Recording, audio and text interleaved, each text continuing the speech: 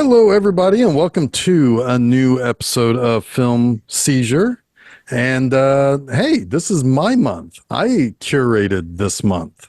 I am Geoff Arbuckle, and I had opted to basically do a whole month of, I think, movies that are generally considered classics, all of which were Best Picture nominees, none of which won Best Picture.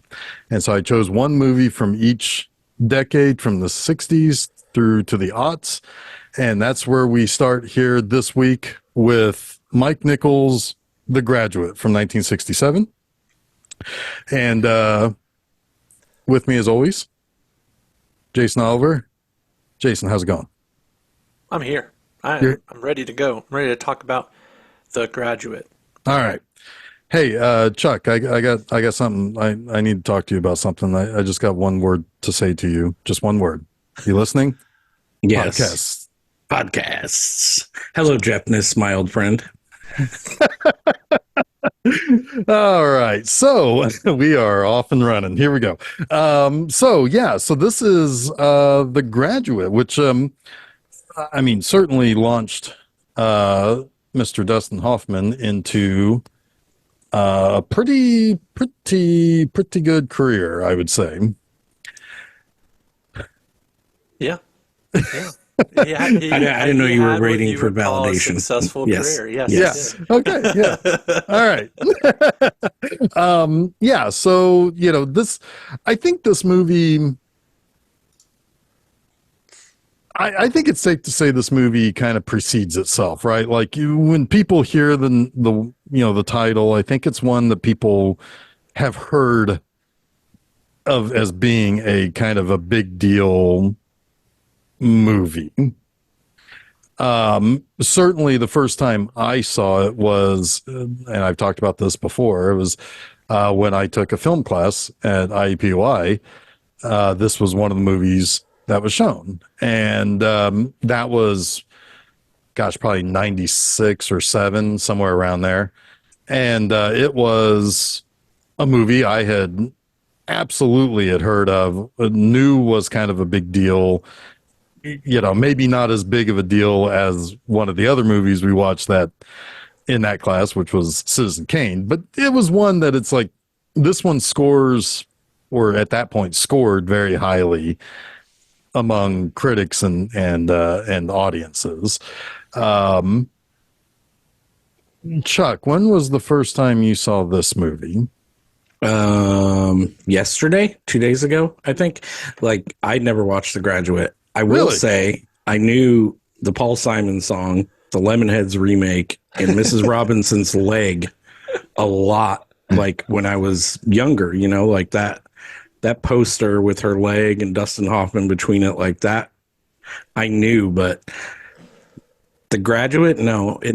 I mean, over the years I've learned about it, but back then, no idea. Just knew Mrs. Robinson and what all that was about. So this was the first time watch for me. Really? Yeah. All right. Had you told us that was a first time watch before? No, I wanted to surprise you. Okay. Well, but I also often watch a movie and I have seen this. So sometimes I refrain from saying I haven't seen something until I watch it and know for sure. Gotcha. Jason, how about you? About how long ago was probably your first time? I think the first time I saw this was renting it when I worked at VH1 Video, which would have been back in 98. 98, 99, somewhere around there. 99, somewhere around there. It's certainly a movie that's reputation precedes itself, like you said. It's kind of like in the zeitgeist. And a lot of that I think has to do with the music, at least for our generation. Oh, sure. I mean, I came up with some Simon and Garfunkel for sure. That was played in my house. And then, like Chuck said, the Lemonheads remake, which, was a pretty good remake. I like it cover, quite a bit. As far as covers go, yeah. Yeah. And I always got a kick out of the, Joe DiMaggio name drop in that song, being a Yankee fan. So it's anyway. Yeah. But the movie from 1967 that I watched in my first film class was not this, and it was not Bonnie and Clyde, it was In the Heat of the Night, which won Best Picture that year. Yeah. A little bit of the old Hollywood still clinging on. Yeah. But I think probably the worthy winner, Sure. considering the what's happening in America in 1967. Absolutely. I don't disagree. I do not disagree with that whatsoever. Because, I mean, while this movie carried on and was, I think we have a lot to kind of talk about, like its later influence or its later stature as a great movie. But this was a movie that I think spoke to a different audience, whereas In the Heat of the Night was speaking to a problem that needed to be, addressed. And, and Bonnie and Clyde was kind of that year's, we're going to do something different. We're going to do something new that people aren't used to seeing, and kind of create its own talking points around it. Right. All three movies, certainly, I'm sure, has, something to say and something to be remembered for, but for very different reasons. Well, I mean, without a doubt, the greatest legacy of this movie, beyond some of its imagery and music, is along with Bonnie and Clyde. It truly is the launching pad for the new Hollywood.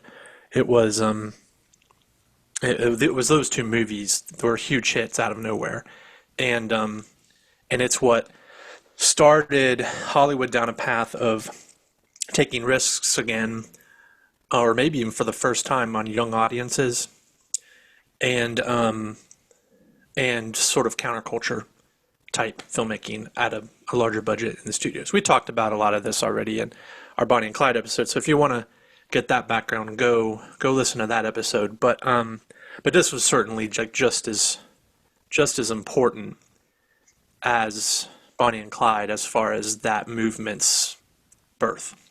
And to kind of talk about, since we're talking about these movies over this month, were all nominated for Best Picture in their year but didn't win. Here are the nominees for that year. It was Bonnie and Clyde, Dr. Dolittle. That's definitely old Hollywood there. Oh yeah. Oh, that's about as old as it gets. Yeah. The Graduate, Guess Who's Coming to Dinner, and In the Heat of the Night. Mm-hmm. So two racially charged movies that kind of represent the liberalism of Hollywood, right? Yeah. And then Bonnie and Clyde and The Graduate were very much like this new sort of like the pushing young the filmmaker, boundaries, sex, violence, right? Two new filmmakers, exactly. Young cast, new stars, and then Dr. Dolittle is very much that's kind of hilarious. Remember the 50s? Yeah, that's kind of hilarious. And we probably talked about this in the Bonnie and Clyde episode, but Sidney Poitier was in 2 Best Pictures that year, or nominations that year. That's crazy. Yep. Absolutely. And yet he did not get nominated for Best Actor. Guess who's not getting a... Yeah, right. Right. Yeah. Because he's not going to the after party. Yeah. I don't know why that's funny. If we can't laugh, we cry, right? Yeah. Right, exactly. True. But anyway, so but like, I think one of the other, the movie I kept thinking about while watching this was another one that we've covered, which is Five Easy Pieces. To a certain extent, I kind of look at this as the comedic Five Easy Pieces. I think it's very similar in a lot of ways to a movie we watched just recently that I think is actually better, and I will say The Ice Storm. Yeah, I was picking up a little bit of that too, because certainly the Sigourney Weaver and the Anne Bancroft characters are very similar. Well, yeah, the waspy parentage, right? Yeah. and then the white disaffected suburban youth of the time, and the generations are very close between the two as well. But no, I mean, I think the reason why I kept thinking about like Five Easy Pieces was because in Five Easy Pieces, one of the things that we talked about was that, you know, here was a guy in Jack Nicholson's character who never lived up to what the expectation was for his family and for the status and life that his family had. And some of that was on himself, right? Like he was kind of almost trying to run away from that. And that's exactly what's going on in the first 10 minutes of this movie, where Dustin Hoffman's being, you know, he's coming home from college. Everybody's making a big deal, and he doesn't feel like that's something he should be. You know, it's like he doesn't know what to do with his life, and you know, and it's very clear that this movie goes really, really hard on the idea that it's kind of a balance, right? You should forge your own path, but maybe you should take the advice of others and not do some of the, you know, and not fuck up your life either. Well, Because almost everyone in the world has ended up where he ends up, right? You go the path that's playing for you, and then you're just kind of dropped into the world, and everybody wants to know what's next for you.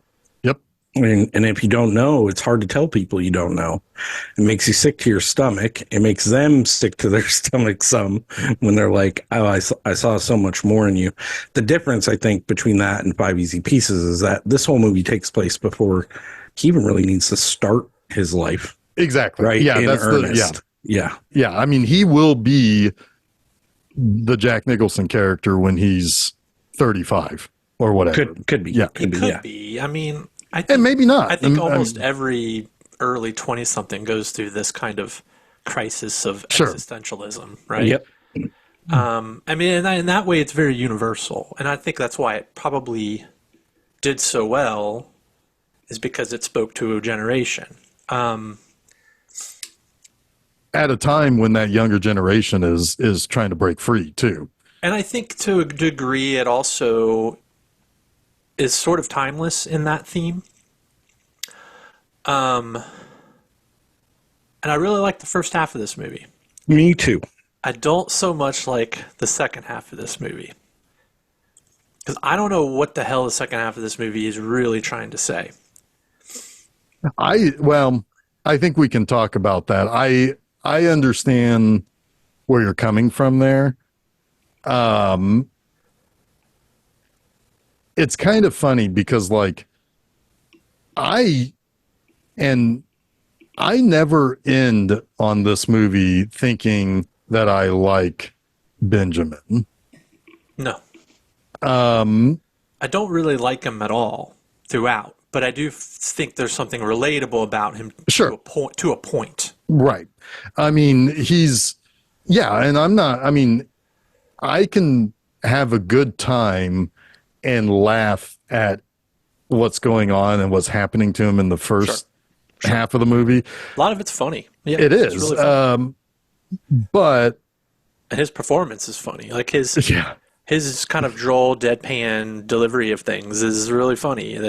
So it's sort of, he gets him kind of himself into some of those, like, I don't know, those Larry David-esque situations, right? That you kind of love or hate in some ways. But he's kind of even keel throughout, which kind of makes it all pretty palatable.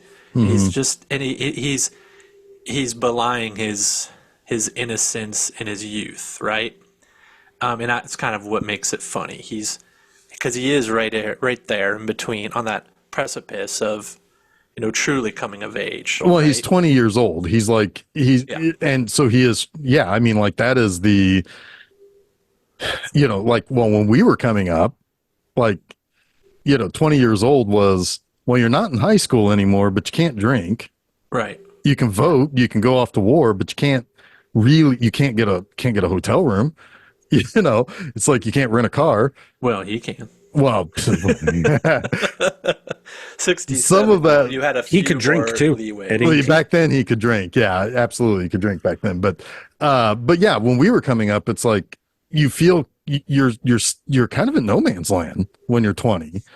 You're kind of almost desperate to be able to be an adult, but you can't do all the adult things. There's also a little bit of a young straight male fantasy happening in this movie as well. That I don't know exactly how realistic it is, but it's a. You don't think this happened to Buck Henry?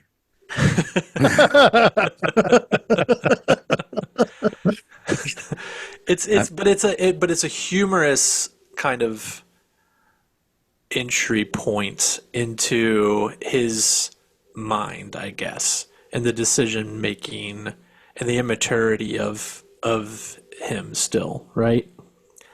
And also, like, I was reading a review by Roger Ebert as kind of a reassessment of this. Oh, with the 30th anniversary release, and I kind of agree. I find Anne Bancroft to be quite more sympathetic than I originally had kind of imagined her, and probably definitely the first time I saw her. She's a very sad character. I've like more pity, I think, for her than I do for Benjamin. Well, probably the first time you saw this, you could put yourself in Benjamin's shoes. Well, yeah. Now you can put yourself in her shoes, right? Because you're older and life has happened to you. Yeah. Yeah. She is menacing, though. She's like in the beginning of this movie, she's a very menacing type character.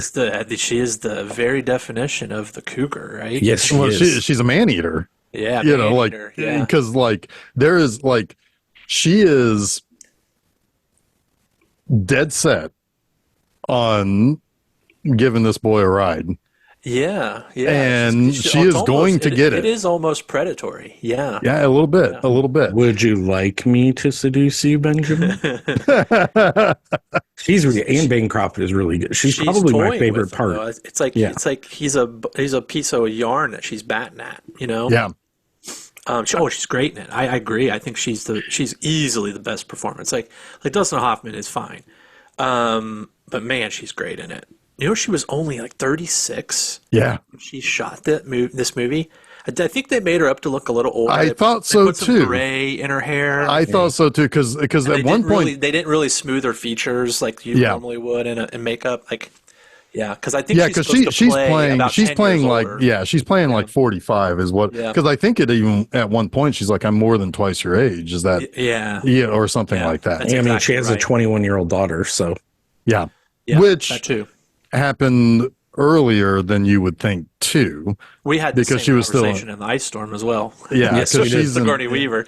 Yeah, interesting. But no, no. I kept thinking when I was watching this yesterday too that it's like I'm laughing at a lot of stuff in this, and yet I also cannot deny the fact that this is a very sad movie with sad people in it. Mm-hmm. Mm-hmm. And in a way, despite it being kind of a young guy's fantasy to be seduced by an older woman, it's also there is kind of a realness to it because these people are not exactly exceptional or great people. They're just people. And a decision is made to pick at the low-hanging fruit that's right there. Mm-hmm. And it train wrecks two families. Mm-hmm. You know, so it's like, because this is kind of brushed under the rug. Is Mrs. Robinson kind of the live wire of this movie? If you're comparing it to Ice Storm. We're going to go back to Ice Storm again. Yeah. Dustin Hoffman is most definitely that guy. Yeah. For sure. Yeah. But no, I mean, like it is quickly brushed under the rug and very rarely mentioned after the first 15 minutes that the Robinsons and the Braddocks are business partners. That makes Yeah. this even more dangerous Hmm. because this isn't just messing around with the neighbor down the street that your family's friendly with. This could wreck their livelihoods, not just emotionally, but like actually being able to live. So yeah, I mean, it's a lot of the sad elements of things are so heavily brushed over with the comedy in the first 45 minutes or so. You get the sense too that both Benjamin and Mrs. Robinson are they know they're playing with fire and they don't really care ultimately who gets burned. Like Yeah. Dustin Hoffman, or Benji is kind of disaffected with his home life. His parents are just kind of like completely materialistic and vapid. He doesn't know how he fits into their world or his own making. And Mrs. Robinson seems neglected, bored, disaffected with the outcome of her life, right? Maybe she sees a kindred spirit in Benji, like a wayward soul in the making, right? And that's what kind of draws her to him, because maybe they're the same kind of loser. They have kind of a conversation like that, which Yeah. then devolves into her only thing that she has is hands off for her. That's the only thing that she wants to protect is her daughter. Yeah. But she's flown too close to the sun, or she's allowed Dustin, Benji to fly too close to her son, right? Yeah. And that's kind of where the whole thing starts to break down. I think as a movie and as a a planned plot. So yeah, so the movie begins now. One person I wanted to bring up in the crew of this is somebody that I think, if you don't know how he fits into something you guys like quite a bit, I am more than happy to eliminate you guys on this. Wait, who are you talking about? One of the producers, Joseph E. Levine. Do you know who he is? Probably had something to do with James Bond or. I said you guys, not me. Oh, wait, what? He was the one who essentially ruined Carol Baker's career and forced her to go to Italy. Oh, wait, who? He had set her was a up. producer on this movie? Yeah, he was a mover and shaker. He was a big deal in Hollywood, and he had set her up with a contract with Paramount. She wasn't too happy with it, and so she sued him, and he blackballed her. Blackballed her, yeah. I knew she was blackballed. I didn't know specifically by who. Yeah, and it was Joseph E. Levine, and yeah, I mean it was a dick. Well, we got some great Italian movies out of it. Yeah, I mean, in the end, it kind of works out because when she came back in the late 70s, she was in no shortage of relatively big time stuff opposite some relatively big time actors. So she got back, but not before having a detour. So yeah, so when his name popped up, it's like, I know that guy. I know what his deal is. So anyway. But yeah, so Benji's coming home from an East Coast college where he graduated. He's a cross country track star. He's from at the very least upper middle class, if not upper class family. And everybody is super excited for him to come home. Now, kind of interesting because I kind of feel like they didn't even pick him up at the fucking airport. Did you kind of get that impression too? Like they just waited for him to be at home because like he's walking through the airport alone. Oh yeah, I think they're like waiting outside the airport. Oh, okay. I think they picked him up, but they didn't bother to park. Yeah, right. It's like that's going to cost us a nickel. Fuck you, kid. Anyway, no. I don't know. Every time I get picked up at the airport, I have to walk down to the pickup lane. Well, yeah, you kind of do that now. Well, yeah, but back then you could be at the actual terminal. Yeah, this is pre 9/11. You could go. That didn't happen for me, and you greet them at the gate. Really, I mean, yeah. When I used to. Oh yeah, I would. When I used to fly, like in high school, I would get greeted at the gate. usually. Oh yeah, it's like I went on a high school trip. My parents were with me. This guy's 21 years old. He's not a teenager. Like, yeah, but he doesn't have a car at the airport. And He's coming home. How do you coordinate the actual like drive up and pick up without cell phones and things? Well, that I don't know. I mean, what are they doing? Or maybe they're allowed to just sit there though, because you're right. It's pre 9/11. It's probably right? that white zone, red zone to shit. That though, right? Well, yeah. Probably easier just to park in that day. Yeah, just go meet your kid. But he does. He has like a smile on his face when he comes out of the sliding doors, which makes me think he sees someone he recognizes. But you don't see who he recognizes. Well, anyway, so he gets home and that escalator shot was stole by Quentin Tarantino and for Jackie Brown. Yep. When they another movie we've talked about. Yep. So when he gets home, he's like he just wants to be left alone, and there's like this big welcoming party to bring him home, and he's just like, I don't know. I mean, it's like we've already said, he doesn't know what he wants in life.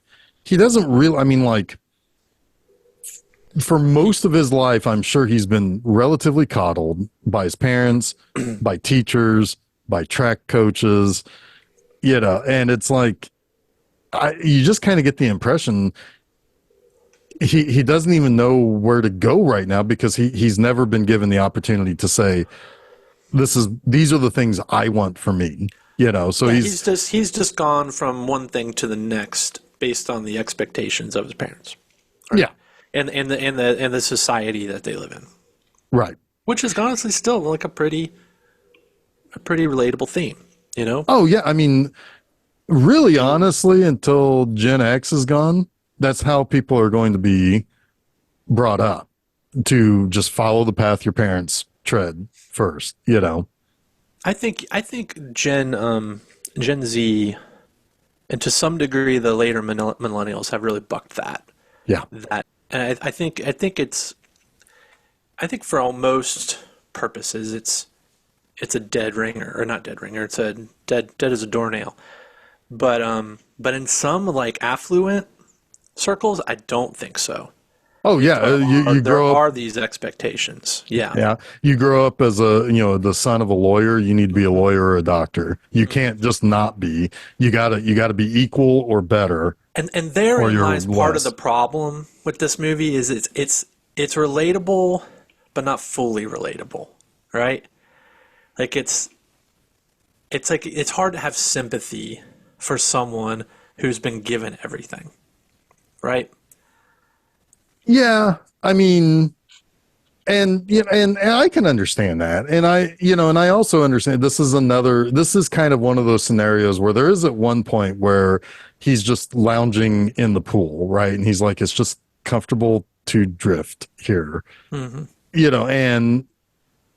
God, I know that from my early 20s. It's like I didn't want to go get a real job. I was just comfortable to just do whatever felt right, And so many people his age in 1967 didn't have that luxury. Absolutely. Right. And yes, I mean, like it is one of those scenarios where if he just expressed the fact that it's like, hey, I don't know what to do with my life.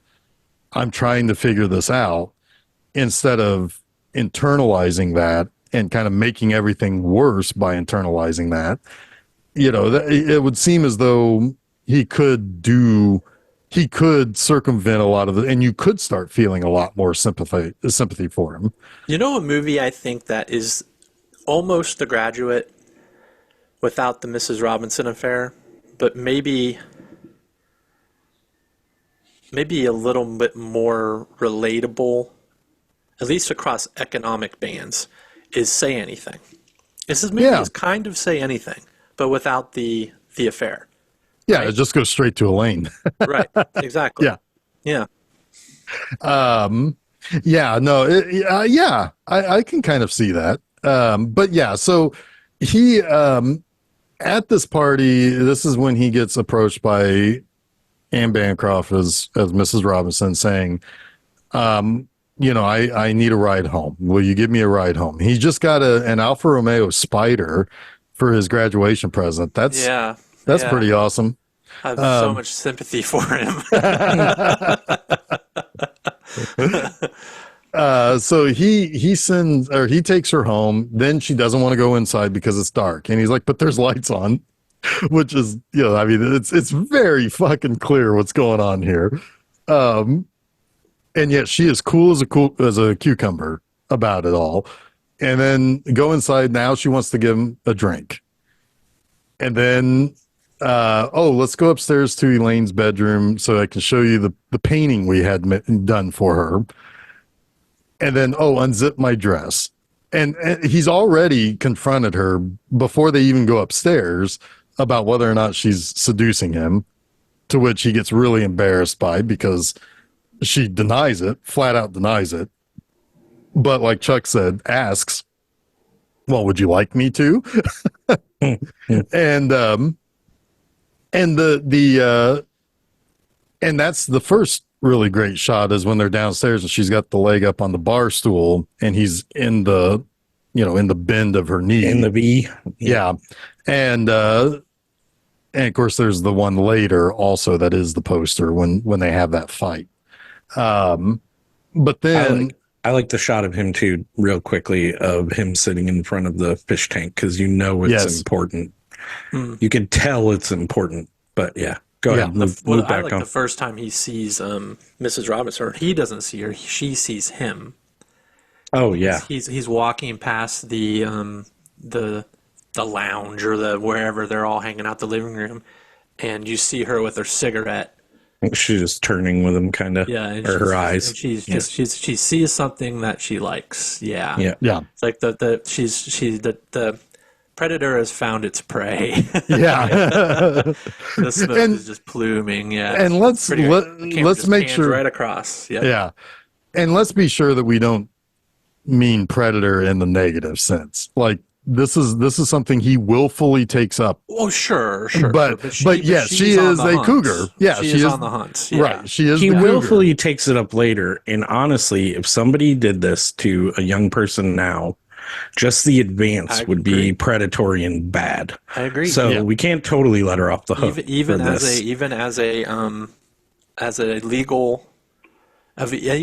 legal age, it would be seen nowadays as pretty icky. Yep. Yeah. Regardless of the gender swap.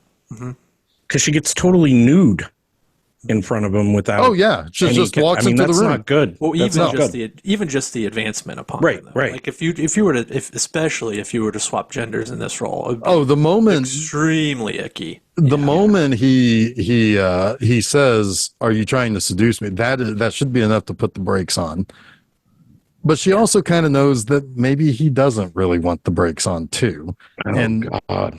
And he does kind of prove that later. Be careful what you say. I know. Yeah. But like, that's means yes. But that is kind of how this is being played in this scene, is that she is going to continue because she's not she believes it. She doesn't know anything. She believes that he wants it. And therein lies the problem in a lot of situations. Sure. But for the purpose of this movie, we can pass by. It's the inciting moment, right? She is sure to give him the full eyeful before he makes his decision.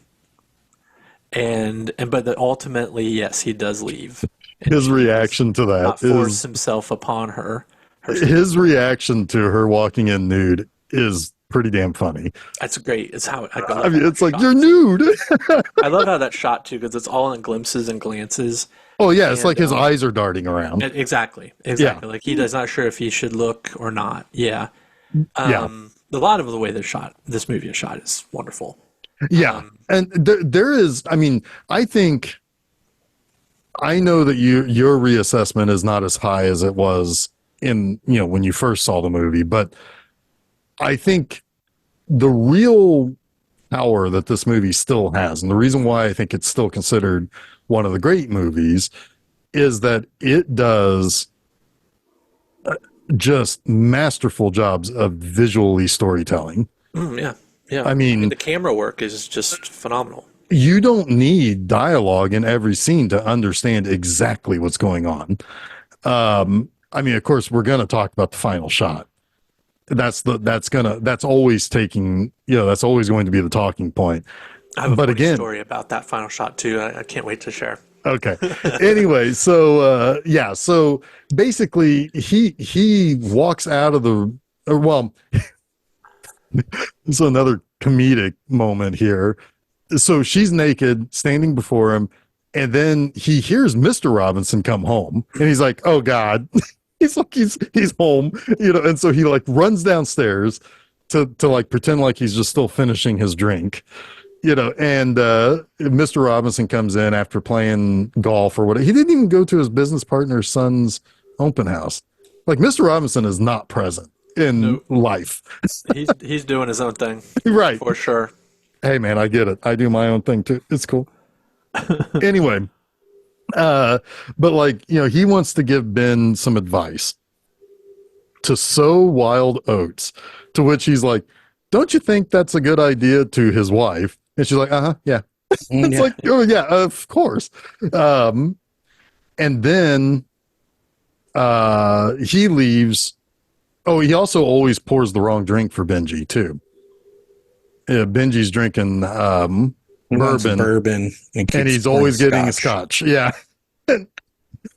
But so he leaves, and the next day or the next night, he decides, I'm going to take Mrs. Robinson up on that offer. I'm at this hotel. They have a bar. I want to buy you a drink. She's like, "Did you get a room?" And he's like, he doesn't answer her at that point. At that point. There. And then she's like, "I'll be there in 10 minutes. And it's kind of like the Mr. Wolf situation. I assume she got there in 9 minutes and 37 seconds.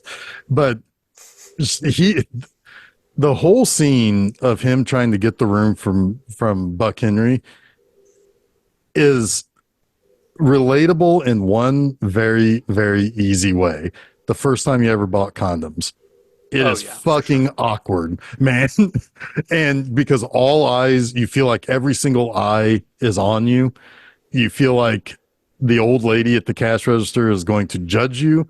Everything is just fine. But so he tried, of course, there's also the funny line of, "Are you here for an affair?"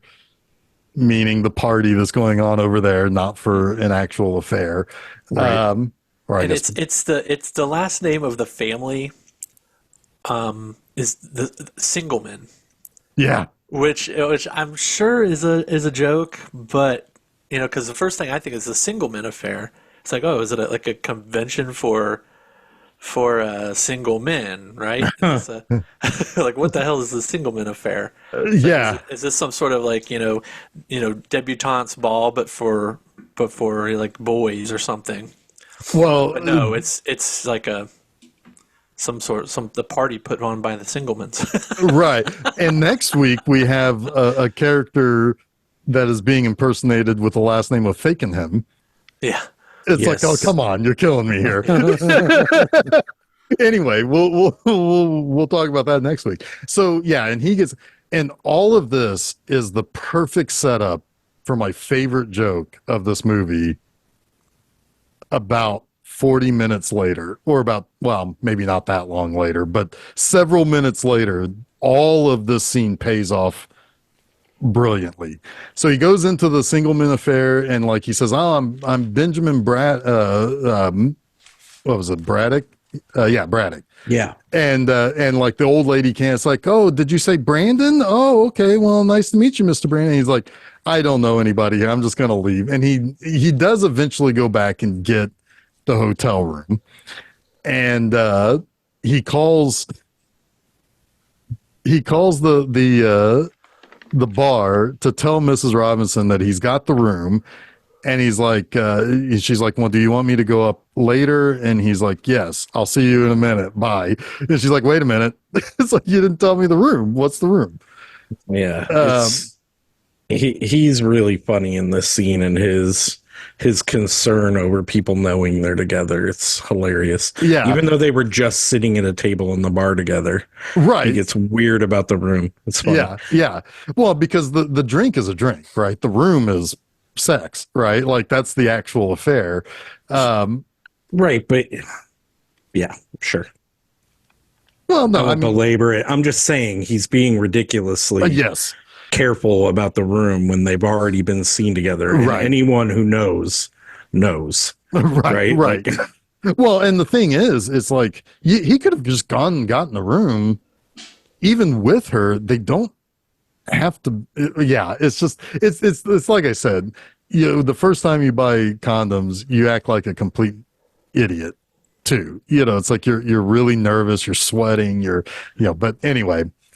But yeah, they begin a pretty much entire summer affair. And now as popular of the songs as Mrs. Robinson, Sounds of Silence, and Scarborough Fair is, April Come She Will is the best use of their music in this movie, as it transitions basically across the several weeks that they're together.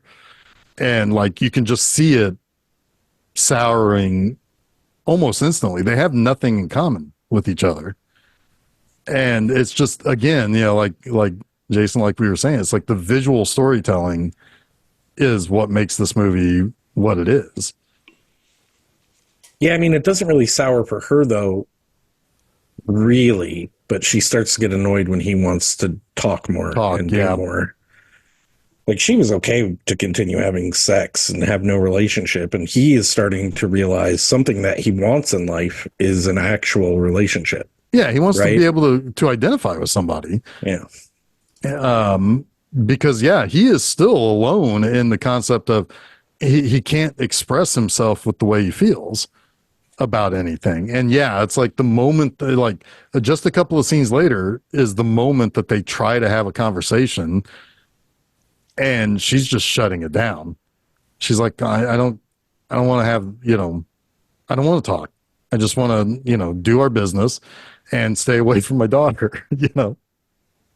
But I do like the fact that he asks her if she likes art, to which she says no, only to find out that she was a major in art. It's like, well, yeah. Yeah, either life has beaten that out of her, or again, she doesn't have any real interest in knowing or letting Ben know any more about her. Yeah. And that's when you have the really poignant, like, conversation too at the end, where she's like, he asks her, "You don't think I'm good enough for your daughter?" She's like, "No, I don't," basically. Yeah. And then she lies to get him to come back into bed and blah, blah, blah, blah, blah. But she makes him promise her that he will not ask her daughter out, which obviously leads to his parents and everyone else bugging him to ask her out. Well, yeah, Mr. Robinson and his parents want, because again, this is like marrying the bloodlines, right? Like they're business partners already. So of course their children of opposite sex must be together. It is that kind of, it's very, very old. Then the business is really safe, right? Like, you just hand it to the two kids. There's no fight there. There's no nothing. They're married. Yeah. It's, I mean, it's that old power stuff. Or, it's like, countries used to do it with their princes and princesses. And Mr. Robinson, all he wanted was a cow. Like, just one cow. What is that, a dowry? It's a dowry, right? Dowry, yeah. So, but yeah, it's like, it is almost played like it's the very next day that he has to take Elaine out, like from that conversation. And the look on her face when he comes over to pick her up, like, that is, watch the fuck out, because Mrs. Robinson is gonna, she is going to literally eat you now if you do this. Yeah, that raining scene where that's later. Never mind. That's the next day. Yeah. But like, he's trying to ruin the thing with Elaine, so he takes her to a strip club. This is so good. Go right ahead, then. Go right ahead. Like, he's just patronizing her, right? He takes her to a strip club. He sits so he can see the stage, and she has to sit looking opposite. And he's just like, "Aren't you going to watch the show?" Basically. And she's just like, "Oh, I need to get the fuck out of here." And then he starts to feel bad for her, which this is kind of like, I really like this movie until this point, until she kisses him that night. That's fair. Yeah. I'm like, what the fuck? Like, stand up for yourself. Like, don't. I'm assuming you have thoughts on that too, Jason. Like, I think, yeah, I do. But I really love the scene you're describing, where he realizes he's gone too far, yeah, right? And he's mortified, this poor girl, and she starts to cry, and then he realizes that he's fucked up. Well, and also the strippers after. the strippers' tassels are practically hitting her on the head. I mean, banging on her head. It's so horribly degrading and embarrassing. Yeah. So they go and they have a burger, and this is where really I think kind of the thesis of Ben's character comes out, which is he thinks all the wrong people are telling people what to do and how to live. All the wrong people are in charge. And he's actually got somebody to express what he is troubled by too, that can understand what he's saying. And maybe even, feels that way too, maybe a little bit. And then she wants to go for a drink, and she knows that the hotel that he always takes her mother to has got a bar, or she thinks it does. And when they get there and everybody calls him Mr. Gladstone, they all like greet him. That's funny enough. But the thing that fucking killed me was when he was walking out and the old lady came in and was like, "Hi, Mr. Brandon." And that fucking destroyed me. I mean, the perfect fucking payoff to that whole awkward scene of getting the hotel room is that they know his first name too. Well, it's so, and he's so like desperately trying to like, I must look like this Gladstone character or what, as he's like shooing her out of the hotel. I mean, I like the little person Porter. Oh God, yeah. It's like guy's been in, I can't tell you one thing he's been in, but he's been in like a million things. That guy, and oh man, he cracks me up. Like even the porter knows his name. I mean, it's oh my God, and of course it's the most ridiculous thing, which is a little person in this scenario, right? It's like he just pops up out of the corner of the screen. Yeah. I mean, that's what you get with the Buck Henry script. I was going to say that's a definitive Buck Henry joke right there. Right? Yeah. But yeah, it's frustrating that she is wooed this easily after what he's done to her, and now she even realizes he's having an affair. So that should bring his character into question too, because she accurately points out, "You're having an affair, aren't you?" Yeah. Right. And he doesn't give up the ghost, obviously, on who he's having an affair with, but not until he's forced. Yeah, that would be enough for me to be like, okay, maybe I should have another date or not at all with this guy before I'm giving any of myself to him. It's when she gets out of his car, she should pop him one on the shoulder and it's like, "See you around, kiddo." Yeah, see you later, champ. Yeah. Thanks for taking me for a drink, sport. Yeah. It's frustrating, and I realize that times were different back then, but even then I would hope that this wasn't like a common I mean, well, the problem is that so now we're supposed to root for Benji and him wooing Eileen, but we can't. Like I don't necessarily want her to marry, the first other guy, like the douchebag frat guy that she ends up getting married to. Oh, the makeout king? The makeout king. That's a funny scene. But yeah, it's like I have a lot of trouble sticking with this movie from this point on. Yeah. I mean, I will also say that the first half of the movie is, and frankly, it's like kind of like not the best stalker-like behavior. Well, no. I mean, but like shit would not fly today. And he's a much better character when he's unsure of himself and he's constantly going, "Huh, Like when he's right. uncomfortable and shit like that. It's like I miss that awkward But we're supposed to Buck Henry guy. supposed to believe in his character of confidence now, right? Right. And he's confident. He's made a decision, but it's a silly decision, frankly. Well, and this is why I say that I think. And is this like supposed to be the Hollywood love conquers all, you know? And I think it does subvert that at the end, which the ending makes up for a lot, in my opinion. But yeah, it's just like hard to like really invest at this point. Well, this is why I say it's kind of like a situation where it's where it's good to forge your own path, but also maybe take the advice of others and seek the advice of others.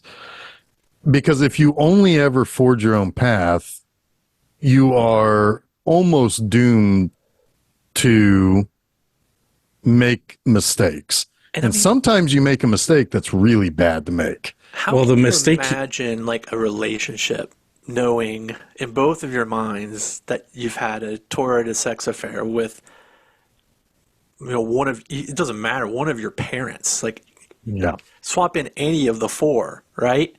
Like it's kind of hard to swallow. I get what you're saying, Geoff, about taking advice, but ultimately the advice he's given to sow his wild oats is probably what informs his decision to do the thing he does. Sure. Yeah. But he also actively does not want to seek other advice. Like he doesn't want to, like, I think but you stepped away when I said that, you know, he's a character who doesn't want, just say, I don't know what I want. Leave me alone and let me try to figure out what it is that I want. Instead, he just kind of carries on, which also dooms him that much more to potentially making a massive mistake. I think he wants to be told what he should do, but by someone who he respects. Yeah. And I don't think he has that person in his life. He doesn't have a mentor or someone to guide his decisions or help him understand what he wants, right? Yeah, he has people who put him into scuba outfits and throw him into a pool. Yeah, exactly. God damn the scuba outfit. Can we talk about this? Yes, please. No, I'm saying that's what his dad said, or that's what he says to his dad. Can we talk about this? Well, I do want to talk about the scuba. Have a conversation about this. I do want to talk about the scuba outfit because... First of all, it is foreshadowed with this fish tank. Yep. But then, because in a way he kind of is like one of his fish in the fish tank, right? People are in water and he has nowhere to go. Yeah. And everybody's watching him. You know, what do you do with a fish tank? You watch it. And he doesn't want that much pressure on him. Yeah. There's also kind of like an escape element too. Like I wish there was a scene later where he got in the pool in the scuba outfit on his own because he liked the silence. That gave him the silence and the ability to process. Yeah. Because that's kind of where I started thinking. It was like, you know, if I were him, maybe, you know, I would like this opportunity now that I'm under the water and I don't have to talk to anybody. Right? Well, he does stay down there as long as I want. Yeah, I can stay down there as long as I want and not have to interact. And I'm doing what they want me to do. Right. Him just lying at the bottom of the pool, like, I mean well, there's another, like I like how they use like that far away angle. That really, really long shot to show despair. They do it with him in the pool. They do it with Mrs. Robinson. And it's so many tight shots when you're supposed to feel anxious and worried and unsure. Well, it's like especially when she's at the party at the beginning is all really my tight God shots. Yeah, it's so claustrophobic at the beginning. Like I wanted out of that party. Yeah, so I got to get out of here. And like, you know, like we said, like the representation of his eyes darting around her are all very close and very like, yeah, I don't know what I should be looking at. Mm-hmm. Yeah. Yeah, when he's a little bit frantic, the shots, it's cut together very quickly. Yep. Yeah. So when the whole thing for his 21st birthday, the parents bought him a $200 scuba outfit. I don't think he asked for that. I don't think his parents know him at all. Yeah, it's kind of a classic. No, he likes his little guy in the fish tank, so they got him his own. Right, yeah. And so when they make a big fucking deal out of it. They have all the friends over, and now we're going to show you Benji in his scuba outfit. Jesus Christ. Well, and they open the door. You get the sense that they've been doing this his entire life. Right? He's always been on display. He's always been marched out for something. Yep. Which is interesting. For 2 weeks in a row here, we get a weird stomping kind of foot scene in a movie that's kind of awkward and weird. Oh yeah. Oh yeah. Yeah. For sure. Jesus Christ. Like when they throw the door open, you just see him in the outfit. It's funny. It's like, what the hell is this? It's like, what are you doing? And then he has to walk out with those goddamn flippers on. It's just, it's hilarious. I really like this scene, but I had to admit I cringed a little at how on the nose it was of an earlier, like you said, it was foreshadowing, but you could also read a lot into him sitting in front of the fish tank that gets totally literally represented here, that I'm like, okay, it's a bit much, but at least it's funny. For sure. It's like banging your head over with the metaphor, right? Yes. Yeah. But I do think that it is the moment. Maybe I'm reading too much into it, but the moment where like the metaphor also becomes his refuge, right? Like there is an element of acceptance, and right? and maybe the fish tank isn't so bad because no one will talk to me here. No one can touch him from there. Right. I mean, speaking of another Simon and Garfunkel reference to another song that's not used in this, he's the Rock now, right? But like you can. I am the Rock. Yeah, but you can refer back to the beginning. Hello, Darkness, My Own Sound of Silence, is playing as he's sitting in front of the fish tank. It could have been playing here. That's fair. Yeah. That's fair. Yeah. He's merged, I guess. Yes, a little bit. Solace. Yeah. Yeah. Because really, this is also. This is like a week after he graduated. So they've thrown 2 parties for him in a week. And it's like, really, this is the moment or the time in which he's just checked out at this point. Like he is done. And this is where, he continues the relationship with Mrs. Robinson. He's just kind of on a path of self-destruction, really. But then he meets Mrs. Robinson's daughter. Well, I think he knows her already, but they meet again and they have that date. And then he's going to take her for a drive the next day. And that's when, as soon as he's got something to look forward to, it crumbles because, Mrs. Robinson, he's shitting where he eats. Intercepts the date. Yeah, for sure. Yeah. I mean, she's not wrong.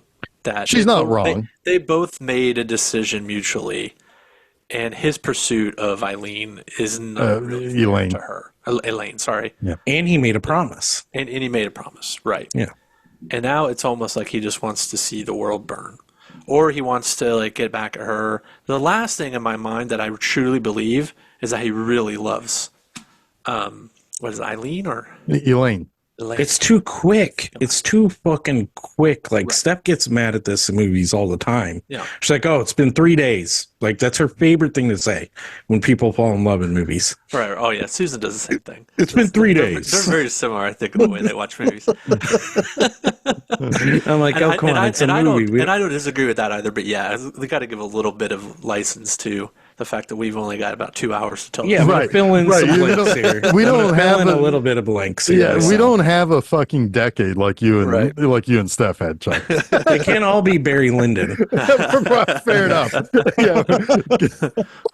We also can't. All movies can't have a a proper British accent narrating for us and telling us about all the and an intermission and 25 years to tell a story. Yeah. But so she, I mean, like, first of all, Mrs. Robinson's like, look, if you don't drop this shit, I'm going to tell her everything. And he's like, you wouldn't do that. It's like, oh yeah, I will. And he calls her bluff, I think. He calls her bluff, but he's going to do it he's going to get out in front of it. Right. And so he runs in, he goes upstairs. It's kind of funny now. He's rushing into a room where a girl hasn't fully dressed. The same room in which the mother came in naked. Yeah. And he's like, yeah, you were right. I had an affair. And she's like, well, with who? And that's when it's revealed that it's her own mother. Is so good. That shot is so good because we're looking over her shoulder through the doorway, or kind of into the doorway, with Dustin Hoffman standing there, and the wet, like, mascara dripping mother behind him. And it's like, oh God. Like, it's just so well done. She's like full Anne Bancroft there too. Yeah, she's like, yeah. And she's scary. Yeah, exactly. Elaine flips out, and it's like, you get the fuck out of here, basically. To which by this which is an appropriate response. Yeah, like, what the hell, you psycho? Yeah, right. And then Anne Bancroft has retreated to the corner. So again, we have another shot of despair, long shot of despair. It's kind of like a slow zoom out too. We get a lot of those next week. It's like a horror shot. Well, it's almost exactly like the shot in Dawn of the Dead, where he's I forget the character's name, but it's like before he turns, he's like about to die, and before he turns, and the camera. Oh yeah, yeah. So he, and I'm sure that was exactly, they were going for the graduate shot on that when they were making Dawn of the Dead. It's like, we need the graduate. It's like, well, so they could have just had like a severed leg from a zombie framing somebody. If I could ask Romero, I bet he'd be like, "This is my Kubrick shot." Which right, sure. Yeah. But anyway, and she's like, basically, goodbye, Benjamin, knowing this is it. But so he is gone. Now, Mrs. Robinson has a way to kind of protect herself, which I think is supposed to kind of put us on Ben's side. But by the time we learn this, Ben is already doing things we don't really want him to do and don't like him doing. Because eventually he kind of watches and sees, okay, Elaine's going back to Berkeley. And so he packs his shit and he tells his parents, I'm going to marry Elaine Robinson. And they're like, woohoo, let's call their parents. Like, don't do that. She doesn't know yet. Yeah, nobody knows yet. When did you come to this decision? An hour ago. So he basically moves to Berkeley and follows Mr. Roper. Yeah, moves into Mr. Roper. Yep. House, yeah. And Mr. Roper is Mr. And Roper. Yeah, Richard Dreyfuss is in there. Yeah, Richard Dreyfuss is there. So we've got two sitcom folks in this, like later sitcoms with Mr. Roper and Three's Company, and William Daniels. Yeah, later playing Mr. Feeney in Boy Meets World. Oh yes. Good times. Hey, and Mr. Feeney's still with us. He's still kicking. He sure is. Still kicking. Also, he was also the voice of Kit, Knight Rider. Oh, I knew shit. he was. Yeah. I knew that. Oh my goodness, that makes so much sense. Yeah. Yep. He's hitting home runs all over the ballpark. This guy, this William Daniels character. I can hear it now. It's so weird. Yep. Tell him to set up a smoke screen, Jason. He'll only call you by your middle name now. I like the rocket, when it goes fast. Yeah. Like would I have to go over a ramp or something? Kit, set up a smoke screen. I need that watch in that car. Sorry. Oh yeah, that car. Yeah, I need that theme song playing whenever I'm driving the car too. Ooh. Yeah. It's good stuff. Anyway, so so he gets there. He follows Elaine around. And she eventually discovers that he's there. She gets on a bus. He's running alongside. He's really kind of showing that he does have cross country skills by this part of the movie. He catches buses. He runs to churches. He's got it. Putting his college skills to work. Yep. So he catches her on the bus, and he's like, "So, what are you doing?" And the old lady sitting next to her is the fucking best in the scene too, because she keeps looking back at him like wanting to basically say to Elaine, "Honey, this guy is a fucking madman." It's like, get away from him. But she just stays quiet.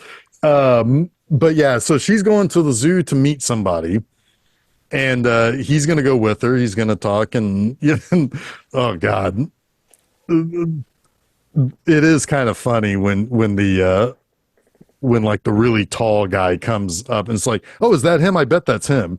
And they go and they meet, and he's like, "Oh, we thought we were going to meet by the monkey house," and he's like saying things for her, and it's like, oh god, this is so awkward and horrible. So awkward. But this is a Larry David moment, right? Like, yeah, but it is like, kind of in that. But the problem is Larry David wouldn't put him in this situation. He would avoid this situation at all costs. This situation would come to him. Sure. Right? Sure. But it is that kind of awkward, like, So eventually, so she comes back to the room that he's renting from Norman Fell and saying, it's like, "What are you doing here?" And basically reveals that her mother said that he raped her. Yeah.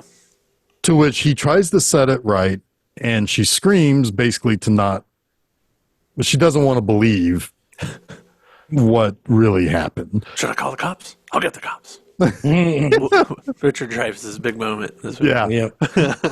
Yeah.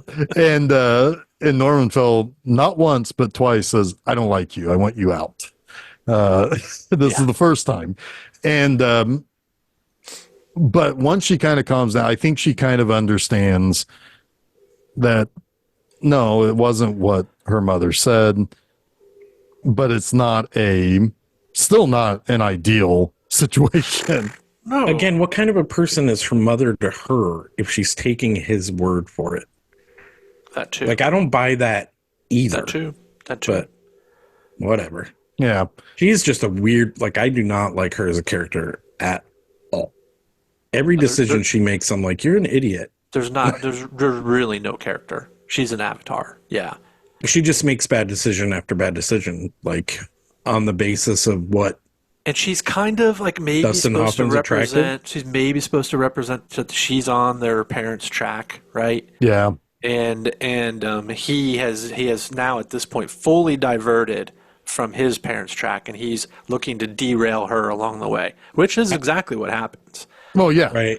I think you do have to do a little bit of mental gymnastics for that, but I can see it. It's just not really. That I complain about things being spelled out to me a lot, but I could have used a little more information on that. Well, I'm not saying that she's a well-written character. I think that the way she's written is. I wish I could see what you just explained. Represent that thing. Yeah. Right. I think she represents I think you're right. I think she's meant to kind of represent the way courtship used to have to be, right? Like, you are basically partnered up with somebody, and because your parents want you to, it's the way it's got to be. Because what happens after she basically agrees that she wants to be with him?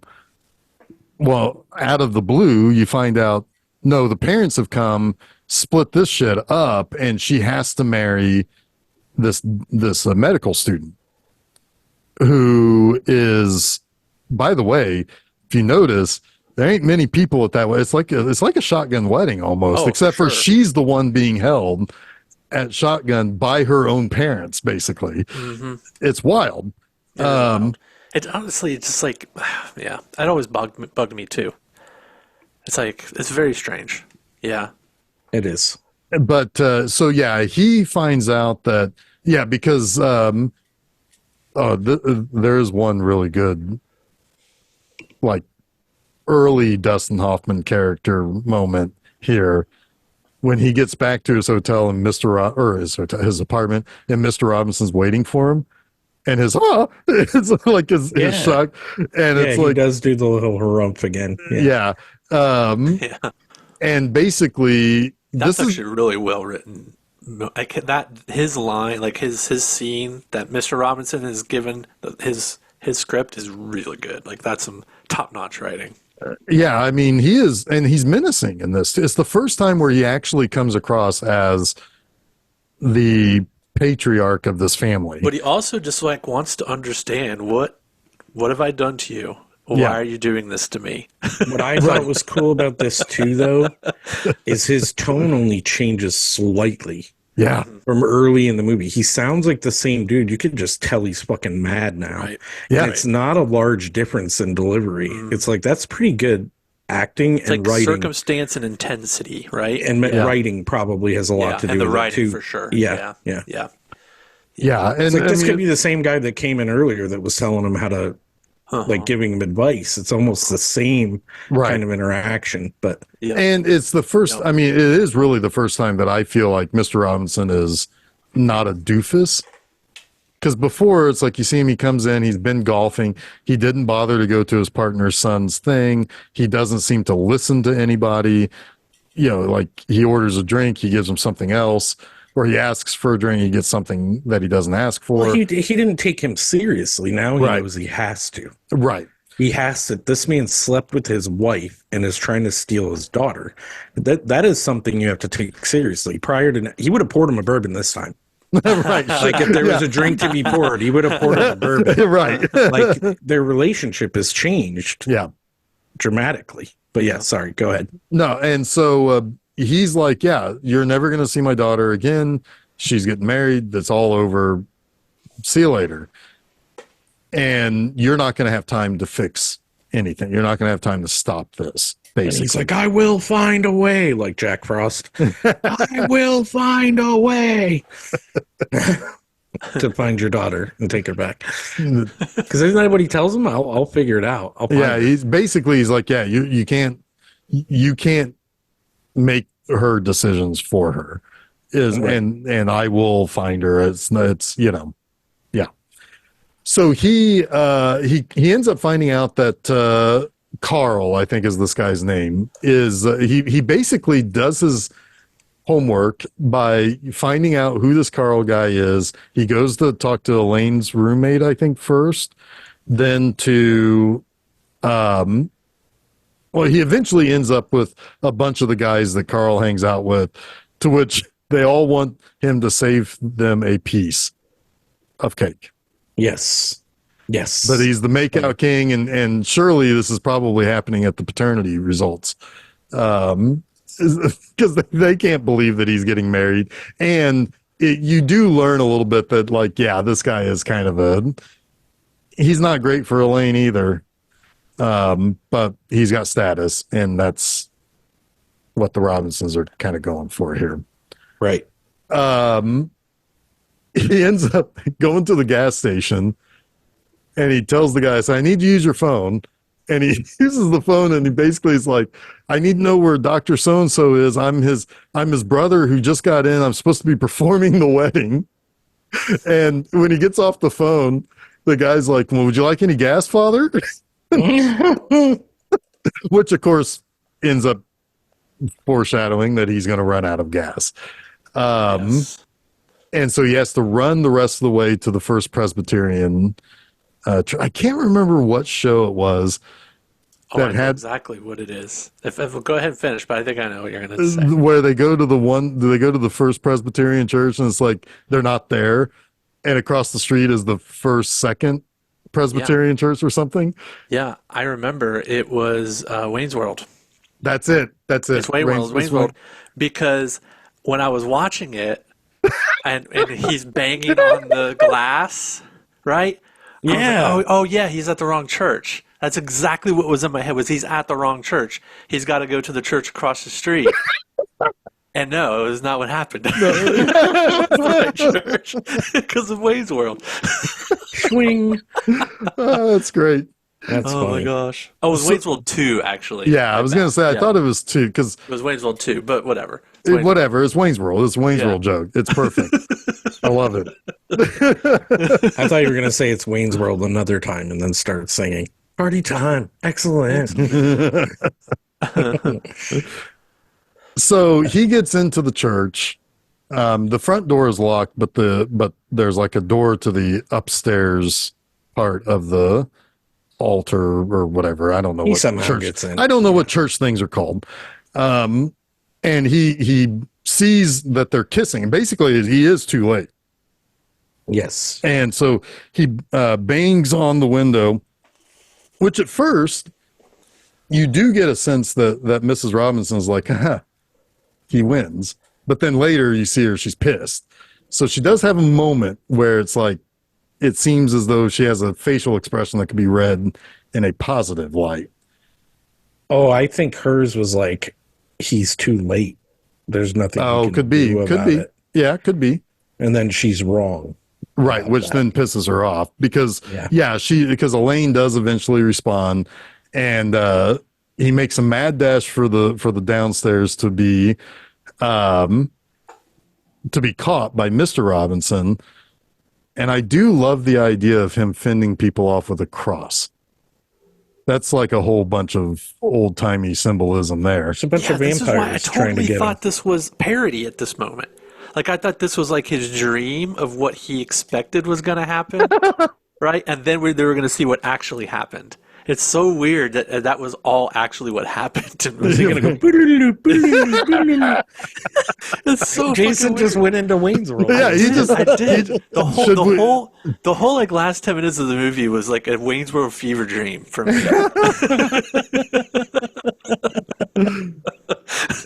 I love it. So they do. He fights them off with the cross. He gets out the door with Elaine, and then they use the cross to basically Block the door. Block the door. Yeah. Lock. Yeah. Basically putting it through like the handles, right? Whatever you call it. Reinforce it. And they get on. They catch a bus and they get on it, and This is really good. I do love the finals because at first they're super happy.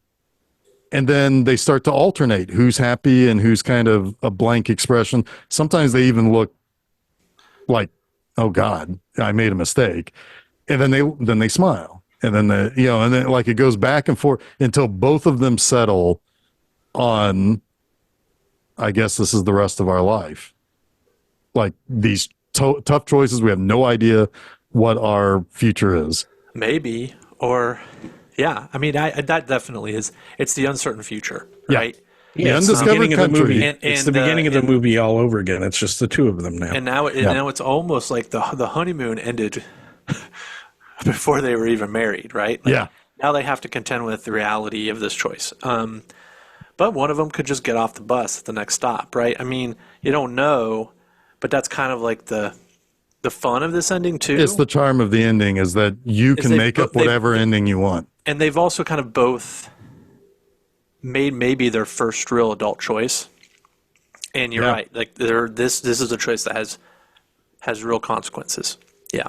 It's scary when you have to make your first choice, right? Like your first life choice, and yeah, it's starting to set in, and I mean, 20 years later, say anything would have the same ending, essentially the same ending.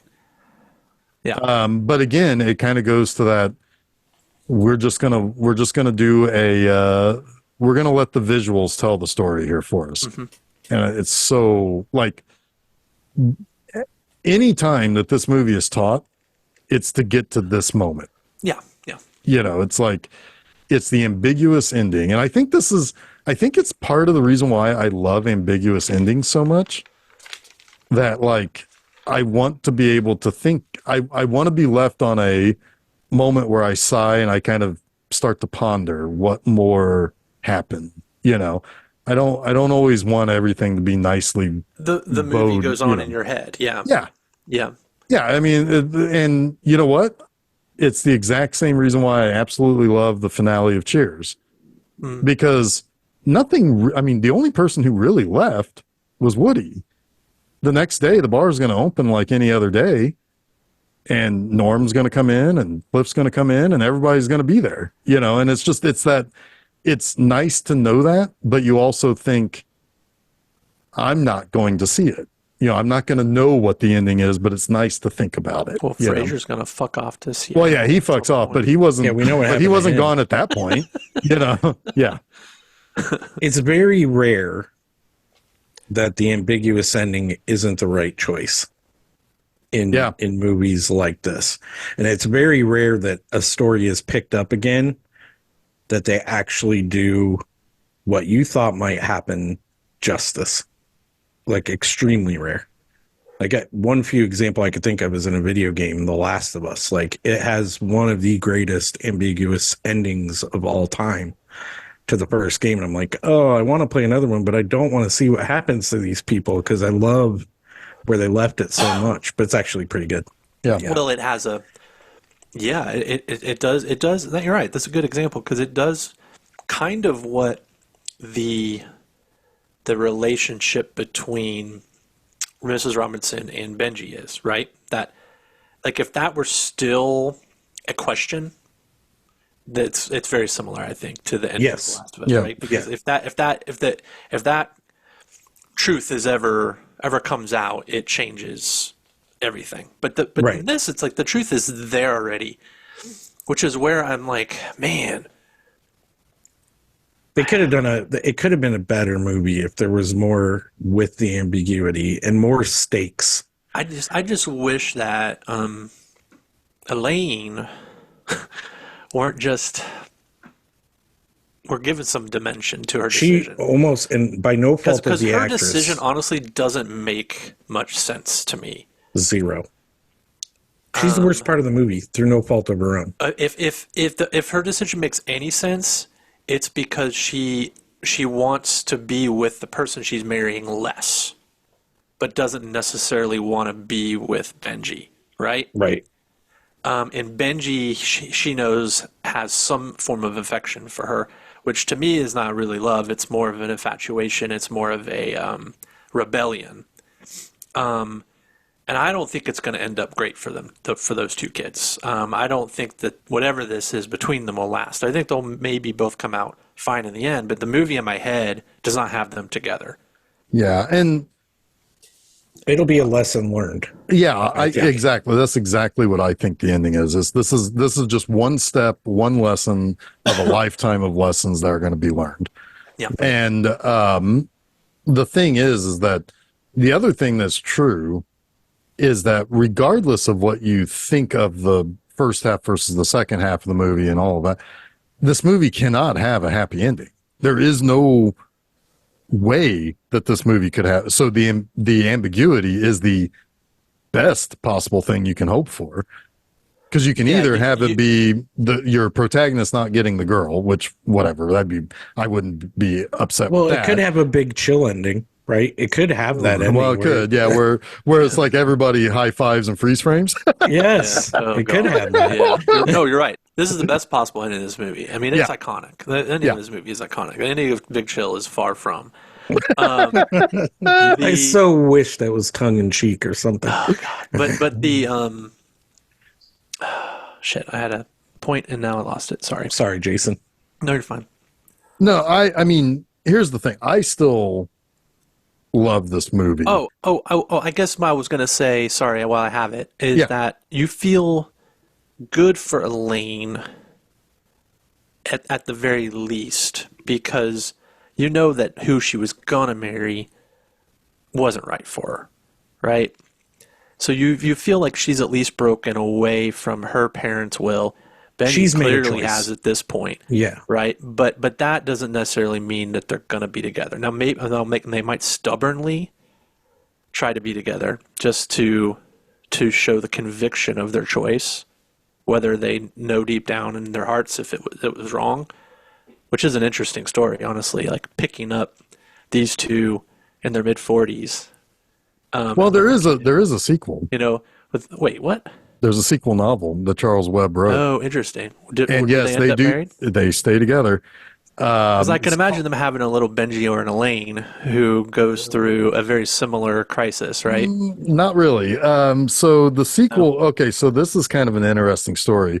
Webb had this idea for a story. Charles Webb, who wrote the original book, had an idea for a sequel, but he couldn't get it published because when he signed away the rights to The Graduate, he signed away sequel rights, meaning if he wrote a sequel, it would immediately get optioned and turned into whatever movie a studio wanted. And he didn't necessarily want that. He wanted to have some sort of say over it. Well, he eventually had to relent because his family was broke. And they did eventually write a sequel called Homeschool. Elaine and Benjamin are married. They live on the East Coast. They live in a house that was willed to Elaine from her father passing away. Mrs. Robinson's still alive. They are now in a fight with Westchester County's school board to allow them to homeschool their kids. So they call in Mrs. Robinson to seduce the guy that will make that happen. Oh my God. So he just wrote the dumbest possible thing. Pretty much. Yeah. Sounds like it. Oh my God. I do want to say one so thing. Bad. And because I want to cleanse that from my memory. Because that just makes Mrs. Robinson a sexual goldfish at this point. I mean, it's a lot of things. Holy hell. Yeah. My thing is the best possible outcome for these two in reality has already happened in that in some respects they saved each other. Yeah. Yeah. And then they can go their separate ways. I think so. From here. I think that's a good way of putting it. Possible ending. Yep. I mean, unfortunately, Catherine Ross is going to end up moving to Stepford, so that's not great. That's not going to end well. She's also going to wonder what happened to those. How he felt when Donnie Darko didn't get his hungry hippos. Didn't get those hungry hippos. And Dustin Hoffman's trying to be denied those hungry hippos. That's her. That's her. Nice. Dustin Hoffman is looking for his underwear on 1400 Oak Street in Cincinnati, Ohio. He's and also Catherine Ross counting toothpicks. Sorry, Catherine Ross is married to the greatest mustache in the history of man. Wait, Sam Elliott? Yeah, she's been married to him for 40 years. Wow, that's how many years? 40 years, and they've been together for another 10 on top of that. So that's nice to hear. Well, I mean, it's good that that worked out. I think that's like her fourth or fifth husband, but still, should get found. Fourth. That's stuck. Yeah, that's the one that's fifth. I'm sorry, it is but yeah, they met in the 70s, got together in the late 70s, and then they've been together. They've been married since 1984. She was the mustache. She was married at 20 in 1960. She had been by the time she made this movie. She'd been married twice. Yeah, so I guess she knows a thing or two about that final scene. I guess maybe she'd been married twice and divorced twice by the time this movie came out. That's insanity. I hadn't even been married her yet. Second husband, no, her third husband was Conrad Hall, famous cinematographer. I wonder how many of those were shotgunned weddings for her. Wow, that's for some reason it's Mr. and Mrs. Robinson that made her go through with it too. Yeah. Man, that's wild, actually. Anything else to say on The Graduate? No, I just what I was going to say earlier, which is I still love this movie. I think it is a masterpiece in visual storytelling because of how it uses the camera angles, how it uses long shots on people's expressions, how they, and of course the ending is, I mean, one of the greatest all-time endings of any film. If you say this, it's hard to argue with its pedigree, right? With its place in the zeitgeist and with its artistry. Like, it is hard to argue with a lot of that. Even the script is very, very good. I just feel like it's a little antiquated in how it approaches its themes for today's audiences. Sure, I'm not going to fight that at all. I mean, yeah. Chuck, you sounded like you had something. All I was going to say, if you thought this week is a masterpiece in story or in like visual storytelling, wait until next week. Holy shit. Yeah. Yeah, we got a whole month of greatness from different perspectives, right? Like, I kind of feel like each one of the movies this month has something different about it that makes it great and makes it the reason why I chose it. Next week is one of the most beautiful movies ever made. Yeah. Easily. Yeah. I mean, this was next week's movie, which I'm going to reveal here in just a moment, was exactly what I thought about while watching Nope. Interesting. Because I think Nope is a beautiful movie with a lot of wide open, like, scenery and I think this is on the level of Barry Lyndon in terms of shooting at space, you know? That's interesting. I mean, I do think Nope is an absolutely beautiful film with some very horrific, long, big shots, too. So it'd be interesting to go back through that lens. But it is, I agree, a beautiful film. Nope, yeah, for sure. All right. So, so next week on July 10th is Barry Lyndon from The Master, Stanley Kubrick. Much like many Stanley Kubrick films, not immediately well appreciated. So we'll talk about that later. So that is coming up on July 10th. Go to filmseizure.com. That's where you can find all the places you can subscribe to the podcast, the various podcast websites, and where you can follow us at the various social media spots. Also at filmseizure.com on Monday, I have an episode of Monster Mondays that covers 3 episodes from Tales from the Dark Side, The Circus, Inside the Closet, and The Devil's Advocate.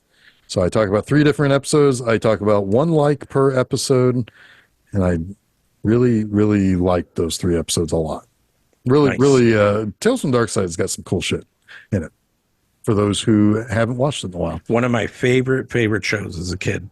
I just love the opening and closing. That was just how spooky it felt, you know? Yeah. Anyway, that is Monday, July 8th, filmseizure.com. Listen to it there. This upcoming Friday at my website, I begin QLI, which is correcting an oversight of never having done any reviews of movies that began with a Q at bmovieenema.com. And I kick things off with the Jean-Claude Van Damme classic, The Quest. Nice. Yeah. It's fun. Is that a classic? I liked it more than people. Classic? Well, I liked it more than I think I should have, but I don't care. I like it. I mean, it's more than 25 years old. It's a classic.